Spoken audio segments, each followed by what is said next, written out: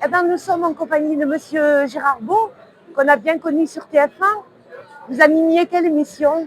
Télé-shopping le matin avec Marie-Ange Nardi, avec Laurent Cabrol. Bref, une belle aventure avec télévisuel, avec des gens exceptionnels. Et donc là, comme tous les ans, du moins beaucoup d'années, vous revenez à Baraqueville pour le concours des bœufs de Pâques. Complètement, je viens pour ce concours des bœufs de Pâques, non pas par obligation, mais par plaisir, parce que veut dire respirer l'air pur de l'Aveyron me régénère et m'apporte une bouffée d'oxygène dont j'ai besoin pour vivre. Vive l'Aveyron et vive tous les produits de l'Aveyron, un terroir unique. Et le Ségala, le cœur du Ségala, le sud de Rodez, c'est génial. Alors justement, à propos de recettes, les apprentis de la Chambre des métiers ont réalisé un tartare géant aujourd'hui. Je suppose que vous l'avez goûté. Qu'est-ce que vous en pensez? La recette est très bonne. Avec la gentiane, il y a cette petite pointe d'amertume. Avec les tomates séchées, les noisettes, le vinaigre de pomme, le vinaigre de cidre. Tout a été bien réalisé. Et le tartare taillé au couteau, s'il vous plaît. Pas de la viande hachée, mixée au robot ou au hachoir, au couteau. Et ça, faut le saluer. C'était super sympa, était super bon.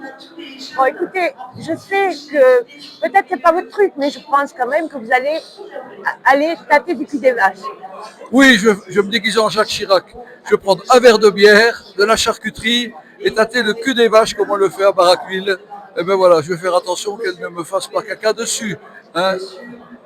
C'est quand même important de tâter le cul des vaches, c'est là qu'on voit la qualité de la bête. Je sais, j'ai été initié à cette tradition. Avec les deux doigts, on passe le cul de la vache. Et ça, c'est vraiment, ça ne fait pas mal, hein, mais ça permet de savoir quelle est la qualité du gras, de la masse qu'il y a sous la peau. Exactement. Donc on vous verra tout le week-end.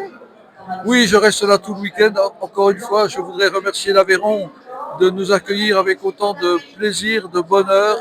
C'est une vraie sensation. On est vraiment dans la France. Voilà. Eh bien, écoutez, nous vous souhaitons un bon week-end. Et je voudrais remercier tous ceux qui ont participé à l'élaboration, la Chambre des métiers de l'Aveyron et tous les élèves avec leurs professeurs.